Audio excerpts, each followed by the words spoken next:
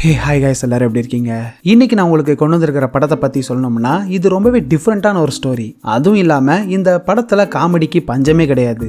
ஆண்கள் மட்டும்தான் சம்பாதிக்கணும், ஆண்கள் மட்டும்தான் ஜாலியாக ஊர் சுற்றணும், ஆண்கள் மட்டும்தான் வசத்தின்னு சொல்லிக்கிட்டு இருக்கிற இந்த காலகட்டத்தில் கொஞ்சம் டிஃப்ரெண்ட்டாக அப்படியே ஜெண்டரை ரிவர்ஸ் பண்ணி பெண்கள் மட்டும்தான் வேலைக்கு போகணும், ஆண்கள் குழந்தைங்களை பார்த்துக்கிட்டு வீட்டுக்குள்ளே அடங்கியிருந்தா எப்படி இருக்கும், அப்படிப்பட்ட ஒரு உலகத்தில் மாட்டிக்கிட்ட நம்ம ஹீரோ எந்தெந்த மாதிரியான கஷ்டத்தெல்லாம் அனுபவிச்சான், நிஜமாவே இப்படி ஒரு விஷயம் நடந்துச்சுன்னா உலகம் எப்படி இருக்கும் அப்படிங்கறத ரொம்பவே காமெடியா சொல்ற ஒரு படம் தான் I am not an easy man. இந்த வீடியோ பார்க்கறதுக்கு முன்னாடி நம்ம சேனலை சப்ஸ்கிரைப் பண்ணலாம், மறக்காம சப்ஸ்கிரைப் பண்ணி வச்சுக்கோங்க.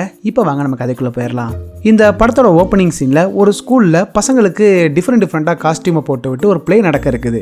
எல்லா காஸ்டியூம்ஸுக்கும் ஆள் இருக்குது, பட் இந்த இளவரசி வேஷம் போடுறதுக்கு மட்டும் ஆள் கிடைக்கல.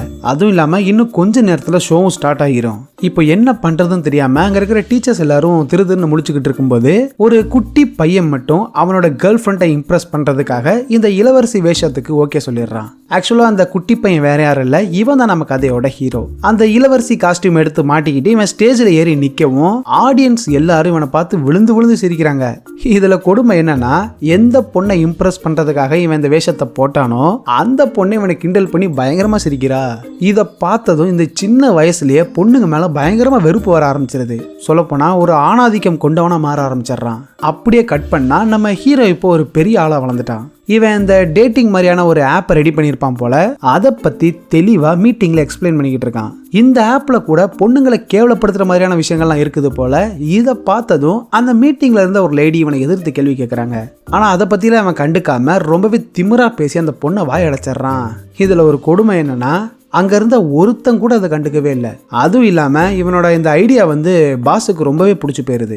இங்கே மீட்டிங்கை முடிச்சுட்டு இவன் கிளம்பி நேரா இவனோட க்ளோஸ் ஃப்ரெண்டு ஒருத்தர் அந்த ஊர்லயே ஒரு ஃபேமஸான ரைட்டரா இருப்பான் போல, அவனை பார்க்கறதுக்கு போறான். அங்க போய் பார்த்தா நிறைய பொண்ணுங்க இருக்காங்க.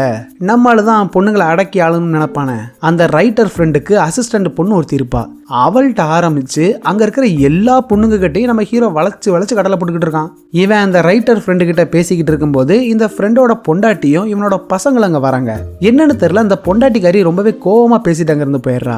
எதுக்கு இப்போ கோவப்பட்டு போறா அப்படின்னு இவன் யோசனை பண்ணி பார்க்கும்போதுதான் அவளுக்கு இன்னைக்கு பிறந்த நாள் அப்படிங்கிற விஷயம் இவனுக்கு ஞாபகத்துக்கு வருது. பொண்டாட்டியோட பிறந்த நாளே அந்த பையன் மறந்து போயிட்டான். டேய், இப்படியே நின்றுகிட்டு இருந்தா ஒன்றும் பண்ண முடியாது, முதல்ல போய் உன் பொண்டாட்டியை சமாதானப்படுத்துவோம் அப்படின்னு பூ வாங்குறதுக்காக ரெண்டு பேரும் கிளம்பி ஒரு ஃப்ளவர் ஷாப்புக்கு போறாங்க. அப்படி கிளம்பும் போது இவன் சும்மா இல்லாம இந்த அசிஸ்டன்ட் பொண்ணை பார்த்து அடுத்து எப்போ நம்ம மீட் பண்ணலாம் அப்படின்னு கேட்கவும் அவ கொஞ்சம் கூட யோசிக்காம அடுத்த ஜென்மத்துல மீட் பண்ணலாம் அப்படின்னு மூஞ்சில் அடிச்ச மாதிரி சொல்லிடுறா. இப்படி அசிங்கப்பட்டும் இவன் சும்மா இல்லாம ரோட்ல நடந்து போய்கிட்டு இருக்கும்போது எதிரில் நடந்து வர பொண்ணுங்களை பார்த்து விசில் அடிச்சுக்கிட்டோம், தப்பா கமெண்ட் அடிச்சுக்கிட்டும் இவன் நடந்து போய்கிட்டு இருக்கும்போது ஆப்போசிட்ல இருந்த ஒரு போஸ்ட்டை கவனிக்காம நேரா அதுல போய் முட்டிக்கிட்டு பொத்துன்னு மயக்கம் போட்டு கீழே விழுந்துடுறான். கொஞ்ச நேரத்திலே மயக்கத்திலிருந்து இவன் கண் முழிக்கவும் அந்த இடத்துக்கு ஒரு நர்ஸ் இவனுக்கு எதாவது அடிபட்டுருச்சான்னு செக் பண்ணிக்கிட்டு இருக்காங்க. அப்போ அந்த நர்ஸ் இவங்களை பார்த்து என்ன நடந்துச்சு அப்படின்னு கேட்கவும் இந்த ஃப்ரெண்டு உடனே அதுவா, ஒரு 2 பொண்ணுங்க எங்களை ரொம்ப நேரமா ஃபாலோ பண்ணிக்கிட்டே வந்தாங்க, அவங்கள்ட்ட இருந்து தப்பிச்சு ஓடி வரும்போது இவன் தெரியாம இந்த கம்பியில முட்டிக்கிட்டான் அப்படின்னு சொல்லவும் இவன் ஏதோ சும்மா காமெடி பண்றான் அப்படின்னு நினைச்சுக்கிட்டு பயங்கரமா சிரிக்கிறான். உங்களுக்கு எதுவும் ஆகலையே, சரி உங்க வீடு எங்க இருக்குது, 2 பேரும் பார்த்து பத்திரமா வீட்டுக்கு போயிருவீங்களா அப்படின்னு ரொம்பவே அக்கறையா கேட்கவும் இவனுக்கு ஒண்ணுமே புரியல. சரின்னு 2 பேரும் நடந்து போய்கிட்டு இருக்கும்போது இந்த ஃப்ரெண்டுக்காரனோட பொண்டாட்டி இருக்கால, அவ ஜாலியா அவளோட ஃப்ரெண்டு கூட பைக்ல ஊர் சுத்திக்கிட்டு இருக்கா. டேய், என்னடா இங்க நிக்கிற, சரி குழந்தைங்க வீட்டுல தான் இருக்காங்க, போய் அவங்களுக்கு தேவையானதை பண்ணி கொடு அப்படின்னு சொல்லிட்டு அவ பாட்டுக்கு ஜாலியா கிளம்பி போயிடுறா. இவங்க அந்த இடத்த கிராஸ் பண்ணி போகவும் அங்க ஒரு குப்பலாரி வண்டி வரும். அதுல கூட 2 பொண்ணுங்க தான் வேலை பார்க்குறாங்க. நம்ம ஹீரோவோட வீடும் அந்த ஃப்ரெண்டு வீடும் பக்கத்துல தான் இருக்குது போல. சரிடா, நாளைக்கு பார்க்கலாம், நீ நிம்மதியா தூங்கி ரெஸ்ட் எடு அப்படின்னு சொல்லி பச்சக்குன்னு கன்னத்துல ஒரு முத்தத்தை கொடுத்துட்றான். பொதுவா பொண்ணுங்க தானே அவங்க ஃப்ரெண்ட்ஸுக்கு ஆறுதல் சொல்ற விதமா முத்தம்லாம் கொடுப்பாங்க. இவன் என்னடா எனக்கு முத்தம் கொடுக்கணும் அப்படின்னு ஒண்ணுமே புரியாம இவன் வீட்டுக்குள்ள போறான். இவன் வீட்டுல ஒரு பூனைக்குட்டி வளர்த்துக்கிட்டு இருப்பான் போல, அதை கொஞ்சிக்கிட்டே அசைதுல படுத்து தூங்கிடுறான். மறுநாள் குளிச்சுட்டு கிளம்பலாமே அப்படின்னு இவன் கபோர்டை ஓபன் பண்ணனா இவன் எப்பவும் போடுற ஃபார்மல் ட்ரெஸ், இந்த கோட் சூட்னு எதுவுமே இல்ல. அதுக்கு பதிலா கலரா டிஷர்ட், ஹூடிஸ், அப்புறம் ட்ராக் பேண்ட்டுமா தான் இருக்குது. ஆபீஸுக்கு வேற டைம் ஆயிருச்சு. ஸோ வேற வழி இல்லாம அதுல இருந்து ஒரு டிஷர்ட்டையும் ட்ராக் பேண்ட்டையும் எடுத்து மாட்டிக்கிட்டு இவன் வேகமா சைக்கிள்ல போய்கிட்டு இருக்கான். இதுல ஒரு காமெடி என்னன்னா, இவன் போட்டிருக்கிற பேண்ட்டுக்கு பின்னாடி ஹார்ட் அப்படின்னு எழுதி இருக்குது. பட் இதை அவன் கவனிக்கவே இல்லை. சிக்னல் இவன் வெயிட் பண்ணிக்கிட்டு இருக்கும்போது அந்த வழியா போன ஒரு பொண்ணு இவனை பார்த்து, உன் ஸ்மைல் ரொம்ப அழகா இருக்குது, நீ பாக்குறதுக்கே செம ஹார்ட்டா இருக்கு அப்படின்னு சொல்லவும் இவன் பயங்கரமா வெக்கப்படுறான். எப்பவுமே பசங்க தானே பொண்ணுங்களை பார்த்து இந்த மாதிரிலாம் கமெண்ட் பண்ணுவாங்க, ஆனா இங்க அப்படியே உல்டாவா நடக்குது. ஒரு வழியா ஆபீஸுக்கு வந்துட்டான். அப்படியே உள்ள வந்து பார்த்தா 1-2 பேரை தவிர அங்க வேலை பார்க்குற எல்லாருமே பொண்ணுங்க. என்னடா இது, நேத்துல இருந்தே எல்லாமே வித்தியாசமா நடக்குதுன்னு இவனை பார்த்துக்கிட்டே உள்ள நடந்து போனா, படத்தோட ஸ்டார்டிங்ல மீட்டிங்ல வச்சு ஒரு பொண்ணை பார்த்து இவன் எகத்தலமா பேசியிருப்பான்ல, அந்த பொண்ணு தான் இப்போ இந்த கம்பெனில பாஸா இருக்கிறா. இவனுக்கு ஒண்ணுமே புரியல. ஆமா, நம்ம பாஸ் மார்க்கோவை காணோம், எங்க போயிட்டாரு அவரு? என்னது மார்க்கோ நமக்கெல்லாம் பாஸா? நல்லா காமெடி பண்றப்போ ஒரு நிமிஷம் இரு அப்படின்னு சொல்லி அந்த மார்க்கோ இருக்கான்ல அவனுக்கு கால் பண்ணி டீ காஃபி எடுத்துட்டு வர சொல்றா. என்ன இவ காமெடி பண்ணிக்கிட்டு இருக்கான்னு இவனு சிரிச்சுக்கிட்டே பார்த்துக்கிட்டு இருக்கும்போது அந்த பழைய பாஸ் மார்க்கோ இருக்கான்ல அவன் இவங்களுக்கு டீ காஃபி கொண்டு வந்து கொடுக்குறான். இங்க என்னதாண்டா நடக்குதுன்னு இவனுக்கு குழப்பத்துல தலையவே பிச்சுக்கலாம் போல இருக்குது. இவன் ஒரு ஆப் ரெடி பண்ணியிருப்பான்ல, அந்த ஆப்ல பொண்ணுங்களை கேவலப்படுத்துற மாதிரியான விஷயங்கள் இருக்குது அப்படின்னு இந்த புது பாஸுக்கு அது சுத்தமா பிடிக்கவே இல்லை. உன் ஆப்பை ஃபுல்லா செக் பண்ணி நான் பார்த்துட்டேன், எனக்கு தெரிஞ்சு இந்த கான்செப்ட் சுத்தமா ஒர்க் ஆகாது, ஒன்னு பண்ணேன், இந்த ப்ராஜெக்டை கை விட்டுரு அப்படின்னு சொல்லவும் ஹீரோக்கு சமக்கம் வந்துருது. இந்த ப்ராஜெக்டுக்காக நான் எவ்வளவு கஷ்டப்பட்டேன்னு உனக்கு தெரியுமா? என்ன தைரியம் இருந்தா என் ப்ராஜெக்ட் நல்லா இல்லைன்னு சொல்லுவோம் அப்படின்னு பயங்கரமா திட்டி பிரச்சனை பண்றான். இதை பார்த்து கடுப்பான அந்த பாஸ் லேடி, உனக்கு இனிமேல் இங்க வேலை இல்லை, ஒழுங்கா ஓடி போயிரு அப்படின்னு சொல்லி இவனை வெளியே துரத்தி விட்டுறா. என்ன நடக்குதுன்னு புரியாம இவனை சுத்தி முத்தி பார்த்தா அங்க கடைகள்லயும் சரி ரோட்லயும் சரி ஆம்பளைங்களுக்கு பதிலா பொம்பளைங்க தான் வேலை பார்த்துக்கிட்டு இருக்காங்க. கொஞ்சம் விட்டுருந்தா கூட பைத்தியம் முடிச்சணும் அப்படிங்கிற பயத்துல இவன் நேரா ஒரு சைக்காட்ரிஸ்ட போய் பார்க்கறான். அவங்களும் இவனுக்கு எதுவும் பிரச்சனை இருக்குமோன்னு ஸ்கேன்லாம் எடுத்து பார்க்கறாங்க. பட் எல்லாமே நார்மலா தான் இருக்குது. நாம எதுவும் பேரலல் யூனிவர்ஸ்ல மாட்டிக்கிட்டோமோ, எதுக்கு நமக்கு மட்டும் எல்லாமே வித்தியாசமா இருக்கேன்னு இவன் யோசனை பண்ணி பார்க்கும்போது தான் இவன் அந்த கம்பத்துல இடிச்சுக்கிட்ட விஷயம் ஞாபகத்துக்கு வருது. அந்த இன்சிடென்ட்டுக்கு அப்புறம் தான் நமக்கு இந்த மாதிரிலாம் நடக்குது. ஒருவேளை மறுபடியும் அதே கம்பத்துல போய் மோதுனா எல்லாமே பழைய நிலைமைக்கு வந்துரும் அப்படின்னு இவன் அந்த இடத்துக்கு போயிட்டு கம்பியில முட்டுன்னு முட்டுறான். இடிச்ச இடியில தலை தான் பயங்கரமா வலி எடுக்குதே தவிர அங்க எதுவுமே மாறின மாதிரி தெரியல. ஆக்சுவலா அங்க என்ன நடக்குதுன்னு உங்க எல்லாருக்குமே புரிஞ்சிருக்கும். ஆணாதிக்கம் இருக்கிற அந்த உலகத்துல அப்படியே ஜெண்டர் ரிவர்ஸ் பண்ணி பெண்கள் எல்லாரும் ஆதிக்கம் பண்ணா எப்படி இருக்கும், அந்த மாதிரி ஒரு விஷயம் தான் இங்க நடக்குது. அப்படியே டயர்ட் ஆனதுல இவன் வீட்டுக்கு வந்து ரெஸ்ட் எடுத்துக்கிட்டு இருக்கும்போது இவனோட ஃப்ரெண்டு ஒரு பொண்ணு கால் பண்ணி சரக்கு அடிக்கலாம் வரியா அப்படின்னு கூப்பிடுறா. சரி குடிக்க சரக்கு கிடைக்குதுன்னு இவன் அங்க போய் பார்த்தா அங்க சரக்கு ஊத்தி குடுக்கறதுல இருந்து இந்த பப்புல எல்லாம் பொண்ணுங்க குட்டி குட்டி ட்ரெஸ்ஸை போட்டுக்கிட்டு ஆடுவாங்கல்ல, அதுல கூட ஒரு ஆம்பளை தான் ஆடிக்கிட்டு இருக்கான். இதெல்லாம் பார்க்கவும் இவனால சிரிப்பை கண்ட்ரோலே பண்ண முடியல. 2 பேரும் உட்காந்து சரக்கு அடிச்சுக்கிட்டு இருக்கும்போது இந்த ஃப்ரெண்டுக்காரி அவளோட கதையை சொல்ல ஆரம்பிக்கிறா. பாய் ஃப்ரெண்டுன்னு நானும் ஒருத்தனை கூடவே வச்சிருந்தேன், சரி ஜாலியா லைஃபை என்ஜாய் பண்ணலாம் அப்படின்னு பார்த்தா அவன் என்னன்னா கல்யாணம் குழந்தை பெத்துக்கிறதுன்னு திரும்ப அதே சொல்லி டார்ச்சர் பண்ணிட்டான். சரிதான் போடான்னு அவனை துரத்தி விட்டுட்டேன்னு ரொம்பவே கேஷுவலா சொல்லிக்கிட்டு இருக்கா. அதை செலிப்ரேட் பண்றதுக்கு தான் இந்த ட்ரீட் அப்படின்னு சொல்லி 2 பேரும் ஜாலியா குடிச்சுக்கிட்டு இருக்காங்க. மறுநாள் காலையிலே கிளம்பி இவன் நேரா அந்த ரைட்டர் ஃப்ரெண்டை போய் பார்க்கறான். அங்க போய் பார்த்தா சமையல் பண்றதுல இருந்து வீட்டு வேலை பார்க்கறதுன்னு எல்லாத்தையுமே இந்த ஃப்ரெண்டுக்காரன் தான் பார்த்துக்கிட்டு இருக்கான். சரி இவன் பொண்டாட்டிக்காரி என்ன பண்றான்னு பார்த்தா அவ பொண்ணு கூட உட்காந்து ஜாலியா டிவில ஃபுட்பால் மேட்ச் பார்த்துக்கிட்டு இருக்கா. ஆக்சுவலா அந்த மேட்ச்ல கூட பொண்ணுங்க தான் ஃபுட்பால் ஆடிக்கிட்டு இருக்காங்க, பசங்களை காணும். ஜாலியா இவ்வளவு மேட்ச் பார்த்துக்கிட்டு இருக்கும்போது திடீர்னு இவளுக்கு பிரசவ வலி வந்துருது. உடனே தூக்கிட்டு ஹாஸ்பிட்டலுக்கு ஓட இவங்களுக்கு அழகா ஒரு குழந்தையும் பிறக்குது. பொதுவா பொண்ணுங்க பிரெக்னெண்டா இருக்கிற சமயத்துல அவங்க ஒர்க் பண்ற ஆபீஸ்ல இந்த மெட்டர்னிட்டி லீவுன்னு ஒரு 6 மாசமோ இல்ல 7 மாசமோ ஒன்று கொடுப்பாங்கல்ல, அந்த பொண்ணு குழந்தை பெத்து உடம்பெல்லாம் ரெக்கவர் ஆகி பழையபடி வேலைக்கு வர்றதுக்காக தான் இந்த லீவு. ஆனா இங்க என்ன நடக்குதுன்னா குழந்தை பெத்துக்கிட்ட அம்மாக்காரி அடுத்த நாளே வேலைக்கு கிளம்பி போயிடுறா. ஆனா அந்த மெட்டர்னிட்டி லீவை அந்த குழந்தையோட அப்பாக்கு தான் கொடுக்குறாங்க. அந்த ஃப்ரெண்டுக்காரன் அவனோட பாஸுக்கு கால் பண்ணி இந்த லீவ் விஷயமா பேசிக்கிட்டு இருக்கான். இவனோட பாஸ் யார் தெரியுமா? இவனுக்கு அசிஸ்டண்டா ஒரு பொண்ணு இருந்தாலே நம்ம ஹீரோ கூட கடலை போட்டு மொக்க வாங்கியிருப்பான், அந்த பொண்ணு தான் இவனோட பாஸா. அதாவது அந்த ஊர்லயே ஒரு மிகப்பெரிய ரைட்டரா இருக்கா. ஆக்சுவலா இவ தான் நம்ம கதையோட ஹீரோயின். சரி அப்போ இவன் என்ன வேலை பண்றான் அப்படின்னு பார்த்தா அந்த பொண்ணு பார்த்துக்கிட்டு இருந்த அசிஸ்டன்ட் வேலை, அதாவது எடுபுடி வேலை பார்த்துக்கிட்டு இருக்கான். இவன் இப்போ அந்த வேலைக்கு லீவ் போட்டதுனால ஒரு வேக்கன்ட் இருக்குதுல, இதை ஹீரோவும் நோட் பண்றான். ஆல்ரெடி இவன் வேலை இல்லாம தானே சுத்திக்கிட்டு இருக்கான், சோ அந்த வேலையை நான் பாத்துக்கிறேன் அப்படின்னு சொல்லவும் இவனும் பாஸ் கிட்ட பேசி ஓகே பண்ணிடுறான். டேய் ஒரு நிமிஷம் இரு, நீ இப்படியே போனா அந்த சிடுமூஞ்சிக்காரி உன்னை துரத்தியே விட்டுருவா, இரு உன்னை எப்படி ரெடி பண்றேன் பாரு அப்படின்னு சொல்லி இவனுக்கு ஃபேஷியல், த்ரெட்டிங், ட்ரிம்மிங், வேக்சிங்னு பயங்கரமா அவனை ரெடி பண்ணிக்கிட்டு இருக்கான். அப்படியே இந்த பக்கம் நம்ம ஹீரோயினை காட்டினா இவ தான் அந்த ஊர்ல ஒரு ஃபேமஸான ரைட்டர் ஆச்சு. சோ அந்த ஒரு திமிரில் ஜாலியா சுத்திக்கிட்டு இருக்கா. ஆக்சுவலா இவளுக்கும் நம்ம ஹீரோக்கும் ஒரு ஒற்றுமை இருக்குது. எப்படி இவன் பொண்ணுன்னு எல்லாரையும் ஃப்ளர்ட் பண்ணி சுத்திக்கிட்டு இருந்தானோ அதே மாதிரி தான் இவளும் தோணும் போதெல்லாம் புது பாய் ஃப்ரெண்டை மாத்திக்கிட்டே இருப்பா. இங்க இந்த ஃப்ரெண்டுக்காரன் நம்ம ஹீரோக்கு பொண்ணுங்க போடுற மாதிரியான ஷார்ட்ஸ் எல்லாம் போட்டு விட்டு ஆபீஸுக்கு அனுப்புறான். நம்ம ஹீரோவும் ஆபீஸுக்கு போகிற வழியில எல்லா பொண்ணுங்களும் இவனை சைட் அடிக்கிறாங்க. ஒரு வழியா இவனும் ஆபீஸுக்கு வந்து பார்த்தா நம்ம ஹீரோயின் இருக்கால, அவ ஷர்ட் பட்டன் எல்லாம் கழட்டி விட்டுட்டு ஜாலியா நின்று தம் அடிச்சுக்கிட்டு இருக்கா.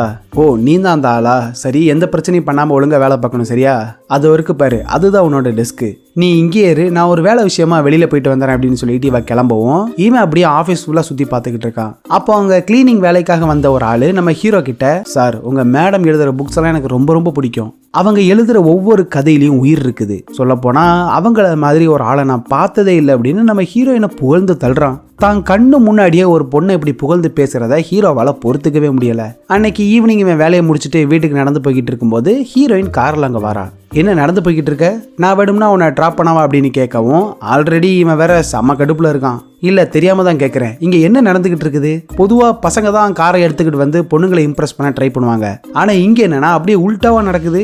நீ கூப்பிட்டா அப்படியே நான் கார்ல உன் கூட வந்துடணுமா? எனக்கு வீட்டுக்கு போகிறதுக்கு வழி தெரியும், நீங்க கிளம்பலாம் அப்படின்னு சொல்லிட்டு இவன் பாட்டுக்கு நடந்து போயிடுறான். இவன் என்ன இப்படி பேசிட்டு போறான்? மற்ற ஆம்பளைங்கள மாதிரி இல்லாம இவன் கொஞ்சம் டிஃப்ரெண்டா இருக்கானேன்னு இவன் மேல ஒரு தனி ஃபீலிங் வர ஆரம்பிக்குது. சரி புதுசா ஒரு கதை எழுதுவோமேனு இவளு யோசனை பண்ணி பாக்குறா. இவளுக்கு நம்ம ஹீரோவோட முகம் தான் வந்து போகுது. அந்த பையன் வேற மத்த ஆம்பளைங்கிற மாதிரி இல்லாம வித்தியாசமா இருக்கான்ல. அதுவும் இல்லாம அவன் அடிக்கடி எங்க உலகத்துல ஆம்பளைங்க தான் ஆட்சி பண்ணுவாங்க, ஆனா இங்க என்னன்னா எல்லாமே தலைகீழா இருக்குதுன்னு புலம்பிக்கிட்டே இருப்பான்ல. அதை யோசனை பண்ணி பார்த்து இவனை வச்சு கதை எழுத ஸ்டார்ட் பண்றது மட்டும் இல்லாம அதுக்கு I am not an easy man அப்படின்னு டைட்டிலையும் வைக்கிறா.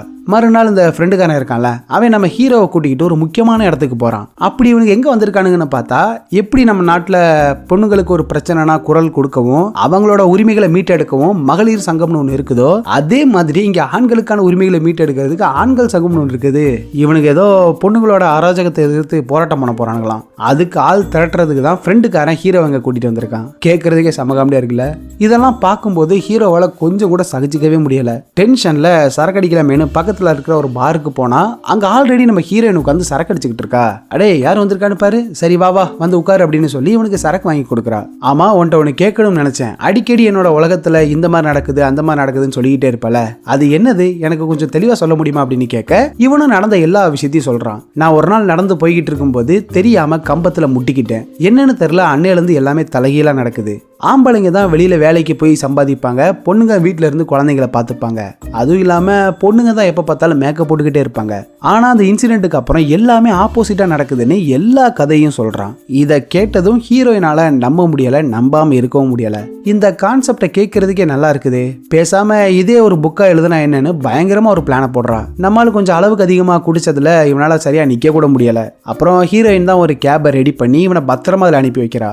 அடுத்த நாள் காலையில ஹீரோயின் சீக்கிரமாவே கிளம்பி எங்க போறா அப்படின்னு பார்த்தா, இவ எழுதுற புக்ஸ் எல்லாம் ஒரு கம்பெனி பப்ளிஷ் பண்ணுவாங்கல்ல, அந்த கம்பெனியோட பாஸை போய் தான் மீட் பண்றா. ஆக்சுவலா நேத்து ஹீரோ போதையில அவனுக்கு நடந்த எல்லா விஷயத்தையும் சொல்லியிருப்பான் தெரியுமா, அது எல்லாத்தையும் ஒண்ணு விடாம இவ ரெக்கார்ட் பண்ணி வச்சிருப்பா போல. இதை எங்க பிளே பண்ணி காட்டுறா. நீங்க இதை கேட்டீங்களா? இந்த கதையை தான் நான் புக்கா எழுதணும் அப்படின்னு இருக்கேன். பெண்கள் நாம் ஆட்சி பண்ற இந்த உலகத்தை ஆண்கள் ஆட்சி பண்ணா எப்படி இருக்கும்? கான்செப்டே டிஃப்ரெண்டா இருக்குதுல. யார்கிட்டையும் இல்லாத ஒரு திமிரு துணிச்சல் இவங்கிட்ட நிறையவே இருக்குது. இவனை வச்சே நான் அந்த கதையை எழுதி முடிக்க போறேன். ஸோ இது விஷயமா எனக்கு கொஞ்சம் அட்வான்ஸ் பணம் வேணும் அப்படின்னு இந்த பாஸ் கிட்ட கேட்கிறா. கான்செப்ட்லாம் ஓகே தான், பட் இது எந்த அளவுக்கு ஒர்க் அவுட் ஆகும்னு தெரியல. ஒன்று பண்ணுங்க, நீங்க கதையை ஃபுல்லா எழுதி முடிங்க, அப்புறமா உங்களுக்கு ஸ்பான்சர் பண்றேன் அப்படின்னு சொல்லிடுறாங்க. மறுநாள் ஹீரோயின் இவனுக்கு கால் பண்ணி, இன்னைக்கு நீ ஒரு முக்கியமான ஆளை மீட் பண்ணணும், ஸோ உடனே கிளம்பி வா அப்படின்னு கூப்பிட இவனும் சூப்பரா ரெடியாகி ஆஃபீஸுக்கு போன அங்க அந்த பப்ளிஷர் லேடி வந்து நிக்கிறா. ரெண்டு பேரும் மாறி மாறி அறிமுகமாயிக்கிறாங்க. அதுவும் இல்லாம இவங்க நம்ம ஹீரோவை பார்த்து நீ ரொம்பவே அழகா இருக்க அப்படின்னு சொல்லி அவனை கிஸ் எல்லாம் பண்றாங்க.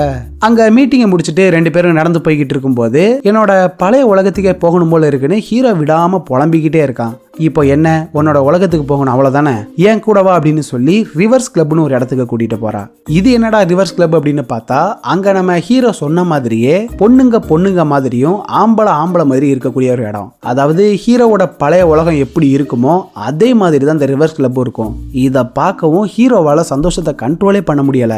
ஆஹா, சொர்க்கம்னா இதான்டா சொர்க்கம் அப்படின்னு ரொம்பவே சந்தோஷப்படுறான். ரொம்ப சந்தோஷப்படாத, இங்க இருக்கிற எல்லாருமே கே. இப்படி நீ சந்தோஷப்படுறத பார்த்தா நீயும் கே மாதிரி தெரியுது அப்படின்னு கிண்டல் அடிக்கவும், யார பார்த்துட்டு நீ கேன்னு சொல்லிட்டேன்னு பச்சக்கன்னு பிடிச்சி கிஸ் அடிச்சிடறான். அப்படியே ரெண்டு பேரும் ஹீரோவோட வீட்டுக்கு வர வழியில அவன் உலகத்துல நடக்கிற ஒவ்வொரு கதையா சொல்லிட்டு வரான். அப்படியே ரெண்டு பேரும் ஒண்ணுமனா இருக்க ஹீரோயின் என்ன பண்றானா, இவனுக்கே தெரியாம ஒரு மைக்க வச்சு இவன் பேசுற எல்லா விஷயத்தையும் ரெக்கார்ட் பண்றா. இந்த ரெக்கார்டிங்ஸை வச்சு புக்கை எழுதுறதுதான் இவளோட பிளான். வந்த வேலையை முடிச்சுட்டு ஹீரோயின் அங்க இருந்து கிளம்பி போயிடுறா. மறுநாள் சீக்கிரமே இவன் கிளம்பி ஹீரோயினை பாக்குறதுக்கு ஆபீஸுக்கே போயிடுறான். இவன் திடுதிருப்புன்னு வந்து நிக்கவும் இவன் ரொம்பவே பயந்து போயிடுறா. இவனுக்கே தெரியாம ரெக்கார்ட் பண்ண அந்த டிவைஸ் எல்லாம் இவளோட டேபிள்ல தான் இருக்குது. அதை இவன் பார்த்துட்டானா பெரிய பிரச்சனை ஆகிரும் அப்படின்னு இவனுக்கு தெரியாம அதை எடுத்து ஒளிச்சு வச்சிடறா. இந்த இடத்துல இவன் இருக்கிறது சரிபட்டு வராதுன்னு நாம 2 பேரும் ஷாப்பிங் போயிட்டு வருவோமா, நான் ஷாப்பிங்லாம் போய் ரொம்ப நாள் ஆயிடுச்சு, உனக்கு ட்ரெஸ் அயன் பண்ண தெரியுமா, என்னோட ஷர்ட் அயன் பண்ணிட்டு ரெடி ஆயிரு, நான் ஃப்ரெஷ் ஆகிட்டு வந்துடுறேன் அப்படின்னு சொல்லவும் இவனும் வேற வழி இல்லாம ஷர்ட் அயன் பண்ணி கொடுக்குறான். 2 பேரும் கிளம்பி நேரா ஒரு வாட்ச் கடைக்கு தான் போறாங்க. ஹீரோக்கு அந்த வாட்சை வாங்கி கொடுக்கலாம் அப்படின்னு பார்த்தா இவன் வேண்டான்னு சொல்லிடுறான். ஏன் என்னாச்சு, அந்த வாட்ச் உனக்கு பிடிக்கலையா? என்னது இதெல்லாம் ஒரு வாட்சா, இந்த மாதிரி குட்டி வாட்ச் எல்லாம் பொண்ணுங்க தான் போடுவாங்க, நாங்க எல்லாரும் பெரிய சைஸ் வாட்ச் தான் போடுவோம் அப்படின்னு இவன் சொல்லவும் பையன் ரொம்பவே டிஃப்ரெண்டா பேசுறானேன்னு இவளுக்கு ஹீரோவை கொஞ்சம் கொஞ்சமா பிடிக்க ஆரம்பிச்சிருது. ஹீரோவோட க்ளோஸ் ஃப்ரெண்ட் இருக்கான்ல, அவன் இவனுக்கு கால் பண்ணி ஒரு மாதிரி சோகமா பேசுறான். என்ன ஏதுன்னு புரியாம இவனு நேர்ல போய் பார்த்து பேசும்போது தான் இந்த ஃப்ரெண்டோட பொண்டாட்டி இருக்கால, அவ இவனை கழட்டி விட்டுட்டு இன்னொருத்தன் கூட சுத்திக்கிட்டு இருப்பா போல. அந்த விஷயத்த சொல்லி ஓனி வாழுகிறான். இந்த மனக்கவலையை போக்குறதுக்கு வேற வழி தெரியாம ஒரு யோகா கிளாஸ்லயும் ஜாயின் பண்ணிடுறான். அப்படியே இந்த பக்கம் நம்ம ஹீரோவை காட்டினா இப்ப இவங்க 2 பேரும் ஒன்னா தான் இருக்காங்க போல. ஹீரோயின் எனக்கு ஒரு முக்கியமான வேலை இருக்குது, நீ ஆபீஸ பாத்துக்கோ அப்படின்னு சொல்லிட்டு கிளம்பவும் இவன் உடனே ஒரு பார்ல எனக்கு இன்டர்வியூ இருக்குது, சோ நானும் கிளம்பி போகணும் அப்படின்னு சொல்றான். என்னது இன்டர்வியூவா, எதுக்கு அங்கெல்லாம் போற, நான் உனக்கு அதை விட டபுள் மடங்கு சம்பளம் தரேன், நீ பேசாம இங்கே இருந்துறேன். இங்க பாரு, என்னால நீ கொடுக்கற சம்பளத்தை வாங்கிட்டு உனக்கு அடிமையா இங்க வேலை பார்க்க முடியாது, நீ வேணும்னா எனக்கு கீழே வேலை பாரு. எதுக்கு எப்ப பார்த்தாலும் ஏட்டிக்கு போட்டி ஏதாவது பேசிக்கிட்டே இருக்க, மற்ற பசங்களை பாரு எவ்வளவு அமைதியா இருக்காங்க, ஒழுங்கா நான் சொல்றதை கேட்டு இங்கே இருன்னு இவளும் கோவப்பட்டு வெளியில கிளம்பி போயிடுறா. இவ போன கொஞ்ச நேரத்திலேயே அங்க ஒருத்தன் குடுகுடுன்னு ஓடி வரான். கையில ஒரு ஸ்ப்ரே பாட்டில் எடுத்துட்டு வந்திருப்பான் போல. அதை வச்சு அங்க இருக்கிற செவருல ஹீரோயினை பத்தி அசிங்கமா எழுதுறான். ஹீரோக்கு எதுவுமே புரியல. டேய் யாரா நீ, இங்க வந்து என்ன பண்ற அப்படின்னு கேட்கவும் இவன் கதையா புலம்ப ஆரம்பிக்கிறான். சார் உங்களுக்கு ஒரு விஷயம் தெரியுமா, நானும் உங்க கேர்ள் ஃப்ரெண்டும், அதான் இந்த ரைட்டர், நாங்க 2 பேரும் சின்சியரா லவ் பண்ணோம். சரி அவளை கல்யாணம் பண்ணிட்டு சந்தோஷமா ஒரு லைஃப் வாழலாம் அப்படின்னு பார்த்தா அவ என்ன மட்டும் லவ் பண்ணல, என்ன மாதிரி 100 பசங்களை லவ் பண்றத சொல்லி ஏமாத்திருக்கா. யூஸ் பண்ற வரைக்கும் யூஸ் பண்ணிட்டு எல்லாரையும் தூக்கி எறிஞ்சிரும் அப்படின்னு சொல்லி ஓன்னு ஆள ஆரம்பிச்சிடறான். இவன் இங்க இருந்து கிளம்பின கொஞ்ச நேரத்திலே ஹீரோயின் அங்க வந்துடுறா. அந்த பையன் சொல்லிட்டு போனதும் ஹீரோக்கு இவன் மேல பயங்கர சந்தேகம் வர ஆரம்பிச்சிருது. உன்னை பத்தி கேள்விப்பட்டதெல்லாம் உண்மையா, என்னையும் யூஸ் பண்ணிட்டு தூக்கி எறிஞ்சிருவேல, உன்னை போய் நான் நம்பினேன் பாரு அப்படின்னு ரொம்பவே ஃபீல் பண்ண ஆரம்பிச்சிடறான். இவன் விட்டுட்டு போயிட்டானா அப்புறம் புக் எழுத முடியாம போயிரும்ல. சோ எவ்வளவோ பேசி பாக்குறா, பட் எதுவுமே வேலைக்கு ஆகல. நாம எப்படி பொண்ணுங்களை யூஸ் பண்ணிட்டு விட்டுட்டு போனோமோ அதே மாதிரி இவ்வளவு நம்மளை யூஸ் பண்ணிக்கிறா அப்படிங்கறத புரிஞ்சுக்கிட்டு இவன் அங்க இருந்து வெளியில போயிடுறான். ஹீரோயின் கிட்டத்தட்ட பாதி புக்கை எழுதி முடிச்சிருப்பா போல. அதை எடுத்துக்கிட்டு போய் அந்த பப்ளிஷர் கிட்ட காட்டுறா. அந்த லேடியும் ஃபுல்லா படிச்சு பார்த்துட்டு விழுந்து விழுந்து சிரிக்கிறாங்க. ஆக்சுவலா இந்த கதை வந்து பப்ளிஷருக்கு ரொம்பவே பிடிச்சு போயிருது. நீ எப்படியாவது அவங்க கிட்ட பேசி இந்த புக்கை எழுதி முடிச்சிரு அப்படின்னு சொல்றாங்க. பட் ஹீரோயினுக்கு ஒரு மாதிரி குற்ற உணர்ச்சி தாங்க முடியல. இப்படி அவனை ஏமாத்தி கதை எழுதுற விஷயம் மட்டும் தெரிஞ்சதுன்னா இதுக்காக தான் பழகுனியான்னு அவன் கேட்டா நான் என்ன பண்ணுவேன், அதனால அந்த கதையை இதோட ஸ்டாப் பண்ண போறேன் அப்படின்னு சொல்லவும் இந்த பப்ளிஷர் லேடிக்கு சுத்தமா பிடிக்கல. என்ன பேசுற நீ, இந்த புக்கு மட்டும் பப்ளிஷ் ஆச்சுன்னா உனக்கு எப்பேற்பட்ட பேர் கிடைக்கும் தெரியுமா, மனசுல எதை போட்டும் குழப்பிக்காம ஒழுங்கா புக்கை எழுதி முடிக்கிறத பாருன்னு சொல்லிட்டு போயிடுறாங்க. ஹீரோக்கு துரோகம் பண்ணதை நினைச்சு இவ ரொம்பவே ஃபீல் பண்றா. எங்க போனாலும் சரி ஹீரோவோட நினப்பாவே தான் இருக்குது. என்ன நினைச்சான்னு தெரியல. அந்த பப்ளிஷருக்கு கால் பண்ணி மேடம் நான் முடிவு பண்ணிட்டேன், அந்த புக்கை நான் ஃபினிஷ் பண்ண போறதும் இல்ல, அதை நான் பப்ளிஷ் பண்ண போறதும் இல்லைன்னு சொல்லிடுறா. அப்படியே இந்த பக்கம் நம்ம ஹீரோவை காட்டினா இவன் என்னதான் கோவப்பட்டு கிளம்பி வந்தாலும் ஹீரோயினோட நினப்பு வந்து இவனை போட்டு வாட்டி எடுக்குது. அவளை நினைச்சு வீட்டுக்குள்ள தனியா உட்காந்து ஓன்னு அழுதுகிட்டு இருக்கான். அப்போ ஹீரோயின் இவனுக்கு கால் பண்ணி மன்னிப்பெல்லாம் கேட்டு வெளியில எங்கேயாவது போயிட்டு வரலாமான்னு கேட்டிருப்பா போல. இவனும் கோவத்தெல்லாம் தூக்கி ஒரு ஓரமா வச்சுட்டு 2 பேரும் கார்ல ரொம்ப தூரமா டிராவல் பண்ணி போறாங்க. நேரா ஒரு லாட்ஜுக்கு போய் ரூம் எடுத்து நாள் கணக்கா 2 பேரும் அங்கேயே ஸ்டே பண்ணி சந்தோஷமா இருக்காங்க. ஒரு நாள் இவங்க 2 பேரும் கார்ல போய்கிட்டு இருக்கும்போது காரோட பின் டயர் பஞ்சர் ஆகிருது. இப்படி கார் டயர் பஞ்சர் ஆச்சுன்னா பொதுவா பசங்க தானே இறங்கி அதை சரி பண்ணுவாங்க. ஆனா இங்க நம்ம ஹீரோயின் இறங்கி பஞ்சர் பார்த்துக்கிட்டு இருக்கா. அப்போ அங்க புதுசா கல்யாணம் ஒரு ஜோடி வெளியில நடந்து வரதை நம்ம ஹீரோ பாக்குறான். அதுல பொண்ணு மாப்பிள்ள போட்டிருக்க ட்ரெஸ்ஸை மட்டும் நல்லா கவனிங்க, இதுல கூட அப்படியே ஆப்போசிட்டா தான் இருக்குது. இதை பார்த்துக்கிட்டு இருந்த ஹீரோ டக்குன்னு ஹீரோயினை பார்த்து நாம கல்யாணம் பண்ணிக்கலாமா அப்படின்னு கேட்டுறான். ஹீரோயினுக்கும் இவன் மேல ஃபீலிங்ஸ்லாம் இருக்கும்ல, சோ இவன் கேட்டதுமே டக்குன்னு ஓகே சொல்லிடுறா. இதை கேட்டது ஹீரோக்கு அவ்வளோ சந்தோஷம். அப்புறம் என்ன, நேரா அப்பா அம்மா கிட்டையும் இவனோட க்ளோஸ் ஃப்ரெண்டு கிட்டையும் இவங்க லவ் பண்ற விஷயத்த சொல்லிடுறான். மறுநாள் அந்த ஆண்கள் சங்கம் இருக்குதுல்ல, அவங்க ஒரு போராட்டம் நடத்துறதா சொல்ல அந்த போராட்டத்துல நம்ம ஹீரோவும் அந்த ஃப்ரெண்டுக்காரனும் கலந்துக்கிறாங்க. எதுக்காக இந்த போராட்டம் அப்படின்னு பார்த்தா ஏதோ ஒரு அவார்டு ஷோ நடக்குது போல. அந்த ஷோக்கு பொண்ணுங்க மட்டும்தான் அலவுடு, ஆம்பளைங்க உள்ளே போக கூடாது. நாங்களும் அந்த அவார்டு ஷோக்கு போவோம், எங்களுக்கும் அதுக்கான உரிமை இருக்குதுன்னு தான் இப்படி ஒரு ஒரு போராட்டம் பண்றாங்க. இவனுங்க கும்பலா நடந்து வரதை பார்க்கவும் பொண்ணுங்க எல்லாரும் இவங்களை காரி துப்புறது மட்டும் இல்லாம கெட்ட கெட்ட வார்த்தையில திட்டுறாங்க. ஆனா அதை பத்தி எல்லாம் கண்டுக்காம இவங்க நடந்து போய்கிட்டு இருக்கும்போது அங்க நம்ம ஹீரோ அந்த பப்ளிஷர் லேடியை மீட் பண்றான். இவன் ஹீரோயினை கல்யாணம் பண்ணிக்க போறான்ல, அந்த விஷயத்த பப்ளிஷர் கிட்ட சொல்லவும் இவங்க ஒரு ஷாக்கிங்கான விஷயத்த சொல்றாங்க. என்னது, நீ அவளை கல்யாணம் பண்ணிக்க போறியா? அவளுக்கு ஆல்ரெடி ஒருத்தவங்க கூட கல்யாணம் ஆயிருச்சு அப்படின்னு சொல்லவும் இவனுக்கு தூக்கி வாரி போட்டுருது. பதறி போய் ஹீரோயினுக்கு கால் பண்ணி பாக்குறான். பட் அவ போனை எடுக்கல. சோ இவன் சைக்கிளை எடுத்துக்கிட்டு வேக வேகமா கிளம்பி நேர ஹீரோயினோட ஆபீஸுக்கே போயிடுறான். அங்க போயிட்டு ஏதாவது ப்ரூஃப் கிடைக்குமான்னு இவன் தேடி பார்த்துக்கிட்டு இருக்கும்போது இவன் பயந்த மாதிரியே அங்க நம்ம ஹீரோயினோட மேரேஜ் சர்டிபிகேட் இருக்குது. இதை பார்த்ததும் கோவத்தை கண்ட்ரோல் பண்ண முடியாம அங்க இருக்கிற பொருட்கள் எல்லாத்தையும் தூக்கி போட்டு உடைக்கிறான். அப்படியே இந்த பக்கம் நம்ம ஹீரோயினை காட்டினா இவளோட புருஷன் இருக்கான்ல, அவனோட வீட்டுக்கு வந்திருக்கா. ஆக்சுவலா இவங்களுக்கு ஆல்ரெடி டிவோர்ஸும் ஆயிருச்சு. அதுவும் இல்லாம நம்ம ஹீரோயினுக்கு டீனேஜ் வயசுல ஒரு பொண்ணு இருக்கிறா. பொண்ணை நேர்ல பார்த்து பேசி 2 பேரும் ஆபீஸுக்கு வந்து பார்த்தா அங்க திங்ஸ் எல்லாமே செதறி போய் கிடக்குது. இத பொண்ணும் பார்த்துட்டு நீ திருந்தவே மாட்டல, நான் வீட்டுக்கு போறேன் அப்படின்னு சொல்லிட்டு கிளம்பிடுறா. இத ஹீரோ தான் பண்ணிருப்பான்னு இவளுக்கும் தெரியும். எதுக்காக அவன் இவ்வளவு கோவப்பட்டிருக்கான் அப்படின்னு பார்த்தா இவன் நம்ம ஹீரோ வச்சு கதை எழுதிக்கிட்டு இருந்தால, அந்த பேப்பர்ஸ் அப்புறம் ரெக்கார்டிங்ஸ் எல்லாத்தையும் பார்த்திருப்பான் போல. இவ்வளவு நாளா கதைக்காக தான் நம்மளை யூஸ் பண்ணிருக்கிறா அப்படிங்கறத புரிஞ்சுக்கிட்டு அந்த கடுப்புல தான் இப்படி எல்லாத்தையும் தூக்கி போட்டு உடைச்சிருக்கான். அவங்கிட்ட பேசி எப்படி புரிய வைக்க போறேன் அப்படிங்கிற டென்ஷன்ல இவ ஹீரோவை தேடி கிளம்பி போறா. இந்த பக்கம் நம்ம ஹீரோ என்ன பண்றான்னா சோகத்துல ஒரு பாருக்கு போயிட்டு நிம்மதியா சரக்கடிச்சுக்கிட்டு இருக்கும்போது அங்க இருக்கிற 4-5 பொம்பளைங்க நம்ம ஹீரோவை ஈவ்டீசிங் பண்றது மட்டும் இல்லாம இவங்கிட்ட தப்பா நடந்துக்க ட்ரை பண்றாங்க. ஆக்சுவலா இந்த மாதிரி கொடுமைலாம் பொண்ணுங்களுக்கு தான் நடக்கும். ஆனா அப்படியே இங்க ஆப்போசிட்டா நடக்குது. இந்த விஷயம் எப்படியோ ஹீரோவோட க்ளோஸ் ஃப்ரெண்டுக்கும் தெரிய வர, யார் அது என் ஃப்ரெண்டு கிட்ட வம்பளுக்குறதுன்னு இவன் பொண்டாட்டிய துணைக்கு கூட்டிக்கிட்டு கிளம்பும் போது ஹீரோவை தேடி ஹீரோயின் இங்க வந்துடுறா. விஷயம் கேள்விப்பட்டதுமே 3 பேரும் ஒன்னா கிளம்பி அந்த பாருக்கும் போறாங்க. அங்க நம்ம ஹீரோவை ஈவ்டீசிங் பண்ணிக்கிட்டு இருந்தாங்களா 4-5 பொண்ணுங்க, அவங்க எல்லாரும் கூட இந்த ஃப்ரெண்டோட பொண்டாட்டி கறியும் நம்ம ஹீரோயினும் பயங்கரமா ஃபைட்லாம் பண்ணி ஒரு வழியா அவனை காப்பாத்திடுறாங்க. ஹீரோயின் நேரா அவனை போய் பார்த்து நடந்த எல்லாத்துக்கும் மன்னிப்பு கேட்கறா. ஆனா அவன் கோபத்துல அவளை தள்ளி தள்ளி விடுறான். இங்க பாரு, நான் பண்ணது எல்லாமே தப்பு தான். ஆரம்பத்துல உன்னை வச்சு கதை எழுதணும் தான் உன் கூட பழகுனேன். ஆனா அது தப்புன்னு எனக்கு லேட்டா தான் புரிஞ்சுது. என்னால அந்த குற்ற உணர்ச்சியை தாங்கவே முடியல. அதனாலதான் அந்த புக்கு எழுதுறதே கைவிட்டுட்டேன் அப்படின்னு இவளும் எவ்வளவோ சொல்லி பாக்குறா. ஆனா ஹீரோ போதையில அவ சட்டையை பிடிச்சி சண்டை போட்டுக்கிட்டு இருக்கும்போது ஒரு கட்டத்துல 2 பேரும் மாறி மாறி முட்டிக்கிட்டு பொத்துன்னு மயக்கம் போட்டு கீழே விழுந்துடுறாங்க. கொஞ்ச நேரத்திலேயே ஹீரோயின் மயக்கத்துல இருந்து கண் முழிச்சு பார்த்தா இவ ஒரு ஆம்புலன்ஸ்குள்ள இருக்கிறா. அதுவும் இல்லாம இவளை சுத்தி ஆம்பளை பசங்களா இருக்காங்க. அவங்க எல்லாரையும் தள்ளி விட்டுட்டு இவ ஆம்புலன்ஸ்ல இருந்து வெளியில வந்து பார்த்தா இவ இப்ப நிக்கிறாள ஒரு இடம். இந்த இடத்துல தான் ஸ்டார்டிங்ல நம்ம ஹீரோ கம்பத்துல மோதிக்கிட்டு பொத்துன்னு கீழே விழுந்திருப்பான். ஒண்ணுமே புரியாம இவளும் சுத்தி முத்தி பார்த்தா அங்க பொண்ணுங்க எல்லாருமே குட்டி குட்டியா ட்ரெஸ் போட்டிருக்காங்க. அதுவும் இல்லாம அங்க இருக்கிற துணி கடையில இருந்து எல்லா இடத்துலயும் பொண்ணுங்களோட போட்டோவும் பொண்ணுங்க தான் அழகு அப்படிங்கிற விஷயமும் இருக்குது. இவளுக்கு என்ன நடக்குதுன்னே புரியல. அங்க ஒரு ரோட்டு கடையில உட்காந்து இவ சரக்கடிச்சுக்கிட்டு இருக்கும்போது கூட்டமா நிறைய பொண்ணுங்க எங்களுக்கும் சம உரிமை வேணும் அப்படின்னு சொல்லி போராட்டம் பண்ணிக்கிட்டு இருக்காங்க.